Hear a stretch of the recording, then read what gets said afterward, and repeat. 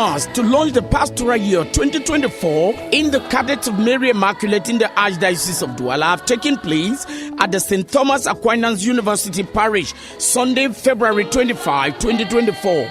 Presided over by the Reverend Father Christopher Gikum, the chaplain of the Youth and Infant Chaplain in the Archdiocese of Douala. In the homily, Reverend Father Raymond Nukuna told Christian faithfuls and hundreds of Cadets of Mary Immaculate members that turned up for the 11 a.m. Mass at the parish that the test God gave Abraham was that of his infinite love for his faithful servant, of which God wanted him to confirm his fidelity and faithfulness to him. Reverend Father Nukuna Raymond intimated that at Mount Tabor during the Transfiguration, Peter, James and John experienced the foretaste of paradise when they saw the glory of God when Jesus transfigured and desired to live forever in his presence. That is the same zeal and engagement that each and every Christian faithful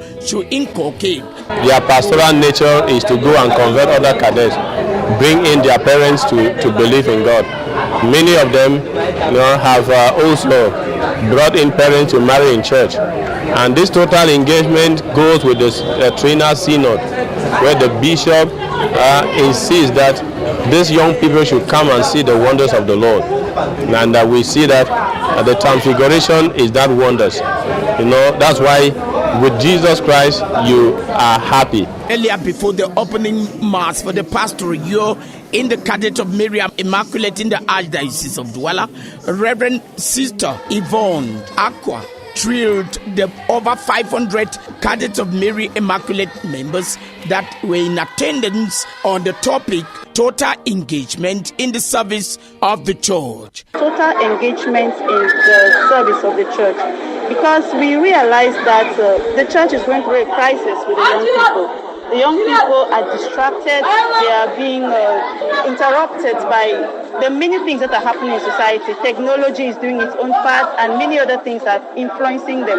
So we thought it wise to draw their attention to the fact that they need to be more engaged and more committed to the things of the church. What is therefore the impact of the launching of the Pastoral Year's activities in the lives of each and every Cadet of Mary Immaculate member in the Archdiocese of Douala?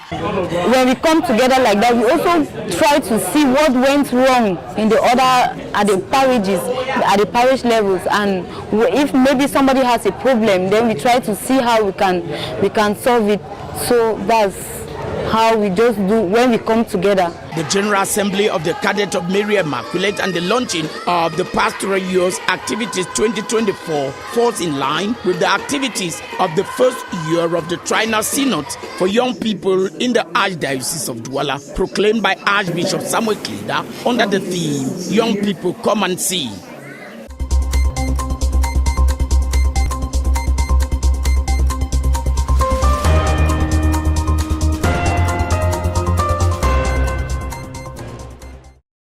Environ 500 Cadets of Mary ont répondu présent dimanche dernier à la paroisse Saint-Thomas d'Aquin pour leur assemblée générale.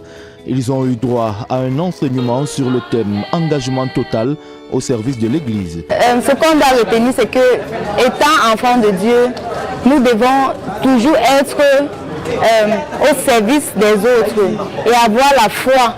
Parce que sans la foi, nous ne pouvons rien faire. Et comme l'Évangile nous a dit, il faut aussi avoir l'esprit de sacrifice. Abraham, il a été demandé de sacrifier son fils et il n'a pas refusé, mais il a accepté. Mais il a vu que pour faire ça, il doit faire par la grâce de Dieu. Donc il a accepté cette faveur que Dieu lui a demandé de faire. La messe présidée par l'abbé Christophe Nguekoum, aumônier du groupe, a davantage stimulé les Cadets of Mary grâce à l'homélie de l'abbé Raymond Nukuna. L'évangile aujourd'hui parlait d'obéissance, que nous tous, comme les enfants de Jésus et de Marie, on doit obéir nos parents et nos amis et tous les gens qui est grande que nous.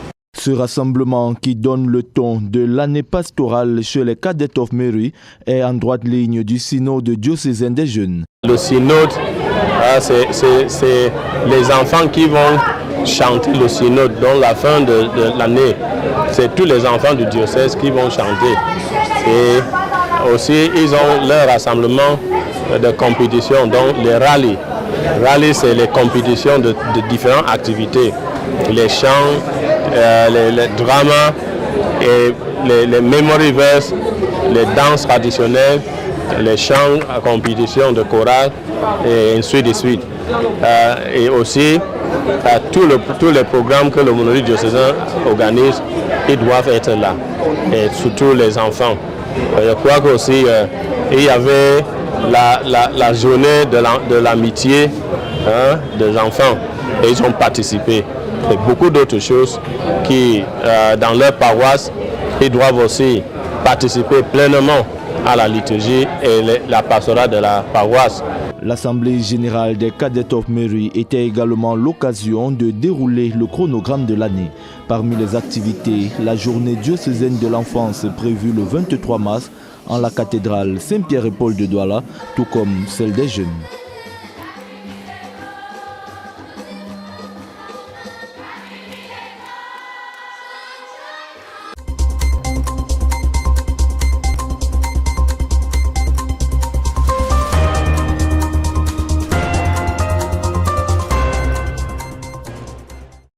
Depuis le 14 février dernier, mercredi des Cendres, les fidèles catholiques du monde entier observent le temps de carême. Carême qui intervient dans un contexte particulier marqué par des crises socio-sécuritaires dans plusieurs pays. Une situation triste qui ne laisse pas l'Église indifférente. Le cardinal Peter Turkson, chancelier des académies pontificales des sciences et des sciences sociales, rappelle que tous les êtres sont égaux aux yeux de Dieu en mettant en avant la notion de bien commun. Si on parle par exemple du développement de la doctrine sociale de l'Église, c'est la reconnaissance de la dignité de chaque personne et les moyens de promouvoir cette dignité de chaque personne.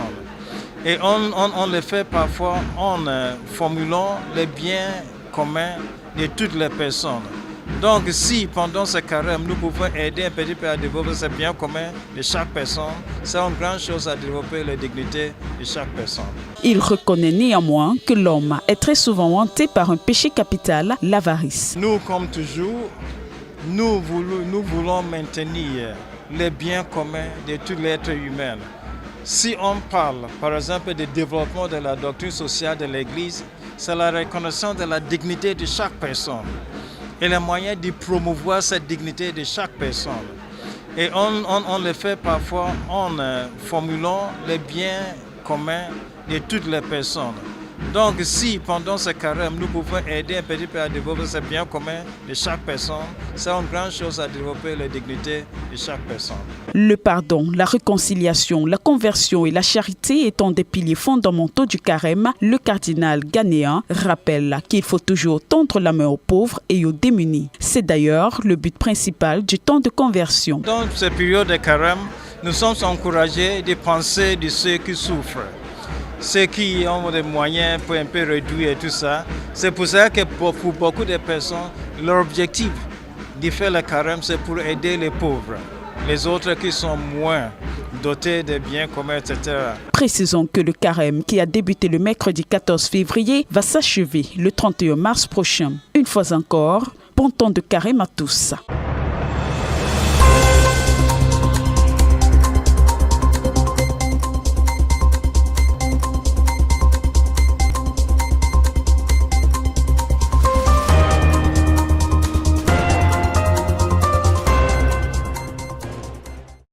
The second standing committee of Catholic Education Secretaries in Cameroon for the mid-term evaluation of the 2023-2024 academic year held last weekend at the St. Paul Hall of the National Episcopal Conference in Volier in Yaoundé.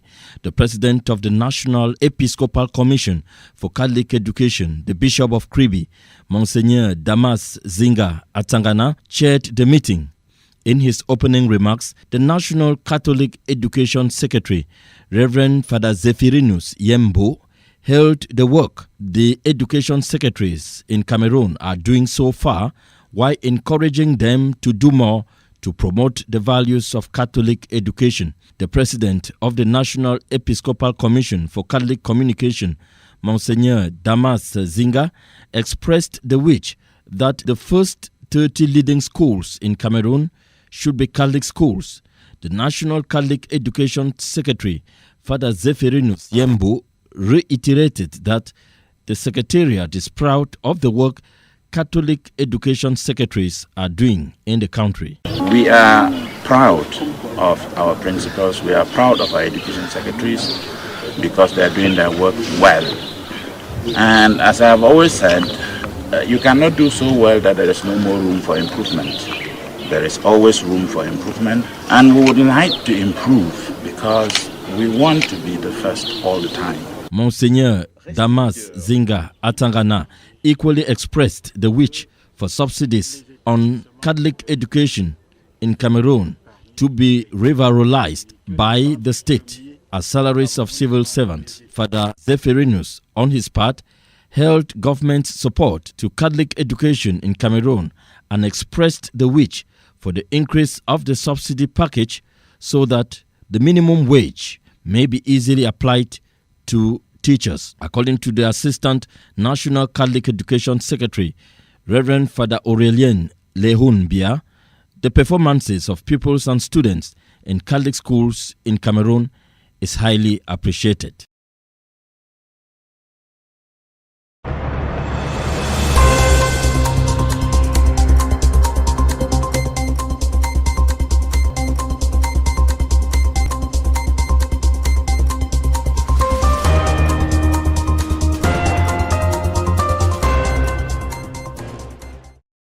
Plus de 3 mois après son arrivée dans sa nouvelle terre de mission, le nonce apostolique au Cameroun et en Guinée équatoriale a tout récemment séjourné dans l'archidiocèse de Douala.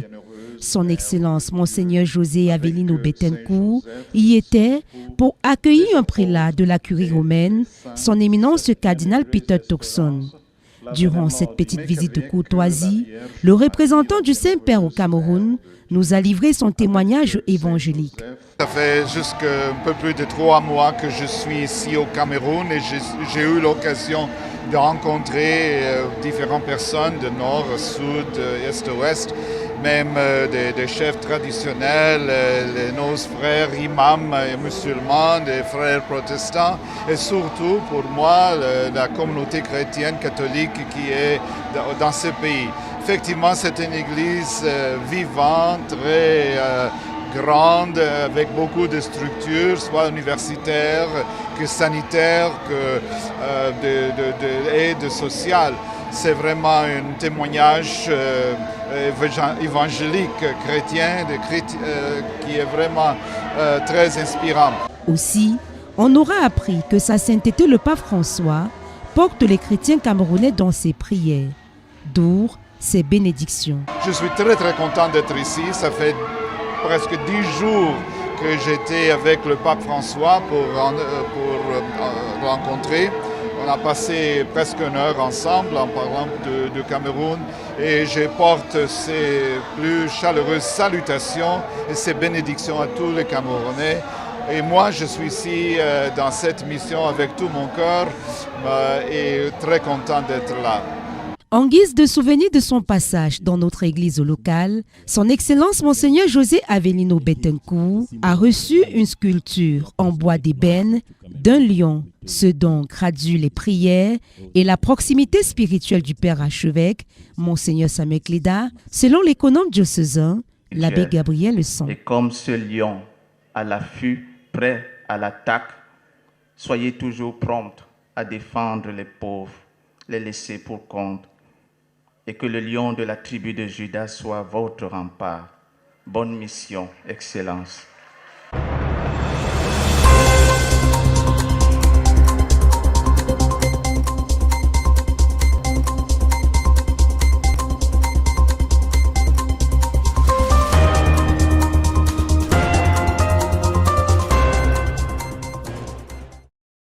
The Chancellor of the Pontifical Academy of Sciences and Social Sciences, His Eminence Cardinal Peter Appiah Turkson, has come to the end of his pastoral visit to Douala Archdiocese.